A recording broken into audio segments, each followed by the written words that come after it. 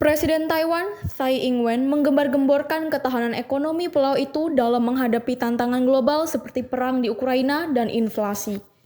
Hal itu disampaikannya dalam Kongres Tahunan Partai Progresif Demokratik atau DPP untuk kampanye pemilihan daerah November pada Minggu 17 Juli 2022, di mana dia diperkenalkan sebagai Kapten Taiwan. Tsai mengatakan kepada partai tersebut bahwa era pasca pandemi penuh dengan tantangan dan peluang, merujuk pada invasi Rusia ke Ukraina dan melonjaknya inflasi global. Tetapi kami dapat tetap percaya diri, fundamental ekonomi Taiwan bagus dan banyak industri juga telah mengambil posisi strategis kunci dalam proses restrukturisasi rantai pasokan global, katanya sebagaimana dilansir Reuters. Pemerintah Taipei telah menurunkan perkiraan pertumbuhan ekonomi Taiwan 2022 di bawah 4% dan mungkin memangkasnya lagi. Akan tetapi, pembuat kebijakan berulang kali menunjukkan ekspor yang kuat sebagai tanda positif, terutama dari semikonduktor. Tsai dan Partai Progresif Demokratik atau DPP yang berkuasa menyapu bersih pemilihan presiden dan parlemen 2020. Sementara, partai oposisi utama Kuomintang atau KMT memperoleh keuntungan kuat dalam pemilihan wali kota dan anggota dewan pada 2018. Tsai yang juga ketua partai mengatakan apa yang terjadi pada 2018 adalah pembelajaran mendalam. Ditanya wartawan apakah dia yakin dengan pemilihan mendatang, Tsai mengacungkan jempol.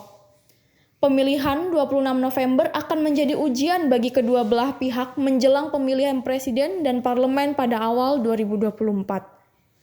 Kontestasi politik itu akan diadakan dengan latar belakang meningkatnya tekanan militer dan Cina yang mengklaim Taiwan sebagai wilayahnya sendiri. Pemilihan wali kota dan anggota Dewan Taiwan secara tradisional lebih menyorot masalah lokal, mulai dari polusi dan masalah sosial, daripada tentang posisi internasional Taiwan atau hubungannya dengan Cina.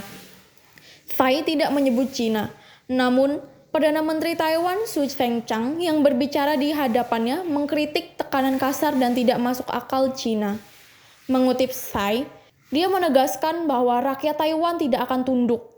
Partai KMT yang memerintah Cina sebelum melarikan diri ke Taiwan pada akhir Perang Saudara Cina pada 1949 secara tradisional mendukung hubungan dekat dengan Beijing.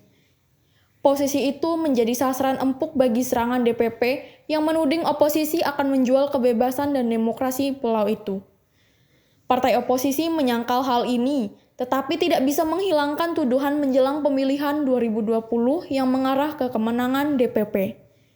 KMT menuduh pemerintah sengaja bermusuhan dengan Cina dan menuduhnya membiarkan wabah COVID-19 domestik di luar kendali tahun ini yang menyebabkan lebih dari 4 juta infeksi.